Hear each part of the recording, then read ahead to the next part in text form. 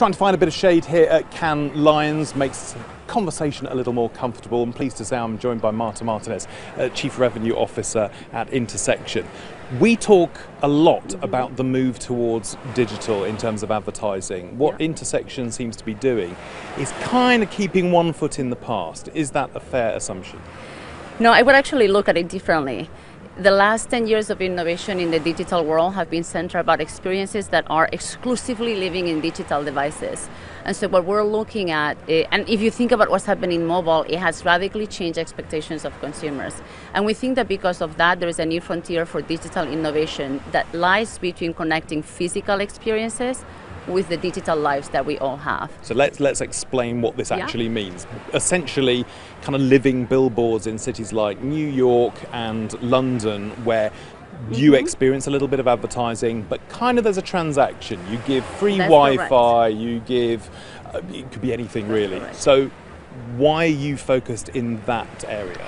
And so cities are seeing a massive migration. It's where innovation happens, and there is, 50% of the people population will be migrating to cities by, very soon.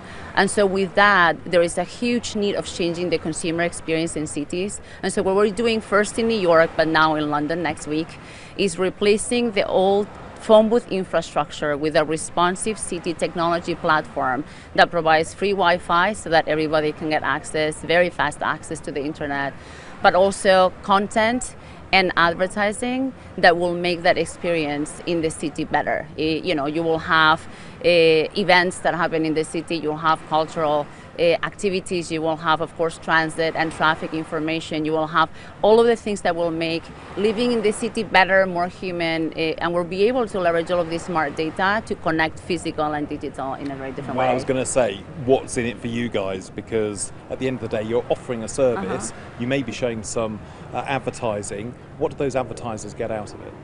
And so this is one of the reasons why we're at Cannes this year, right?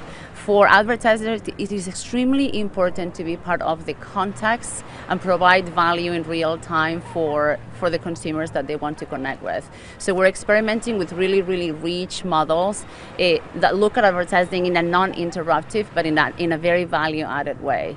And so we are experimenting with some of the largest brands in the world. We're playing with, companies like Procter & Gamble, Amazon, and with NBC Universal in the US as well.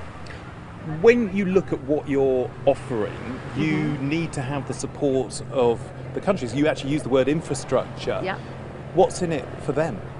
Well, so the biggest constituencies here, in a way, are the cities around the world that know that their cities were created in 19th century tech infrastructure, and that they need to overlay 21st century technology to improve those experiences. Think about what happens in transit systems, think about what happens with crowd control and when people move around cities. And so this becomes a phenomenal way for them to invest in technology, to actualize and modernize cities, and evolve to this concept of making a city responsive to the need of the people that live in it, rather than continuing in. So you're working on the basis that people engage in these places. Otherwise, you can kind of walk around a city and ignore advertising. It's a three-way conversation, right? Here, what we're doing is we're working with cities to provide the technology for the citizens that they serve.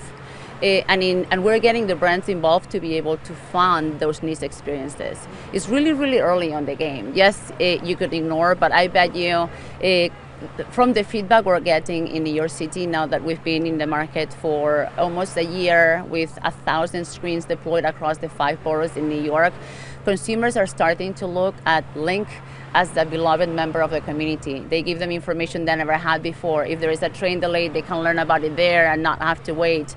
And so it becomes a better experience both for the cities that are working in this space, but also for the consumers that live, work, and play in these cities every day. Where do you see this fitting in as part of a media mix? If you've got what is essentially out of home and yet it is digital, where does this fit in? I don't know. Where did search fit in when it started, and when did social fit in when it started? We're thinking about advertising in cities, and city as the platform for advertising. Everything will be digital, everything will be mobile. So right now we're having conversations across the spectrum. Obviously, we continue to work with the out-of-home community because that is a natural progression there.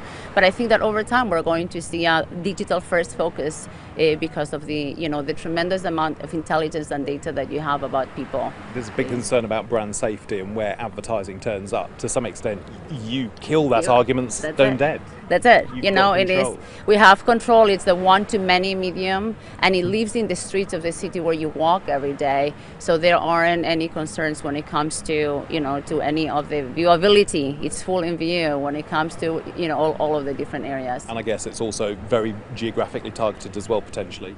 That's correct. So what you're able to do is understand what's happening in this specific location right now. Is it really hot like it is in Cannes? And how can you involve a brand to create a nice experience in this environment? I'll tell you, we know it's the first time that it reaches 85 degrees in Cannes, so you might want to have your first ice latte or ice cream brought to you by one of the brands that thinks about you in the hot moment. So you have the ability to make it very interesting, very cheeky, and a little bit more valuable. We work with one of the beer brands in the US with Miller Coors in taking traffic information. So we would do things like, hey, the N&R are running late, come have a beer with us, your commute can wait. Right? You're saving time to people. They may not come to have the beer in that moment, but you certainly are helping them have a better experience as they go through the city. New options for advertisers. Marta Martinez, thank you very much. Thank you. Still watching? Perfect. Click here to watch another great video from CNBC International. Oh, and don't forget to subscribe. Thanks for watching.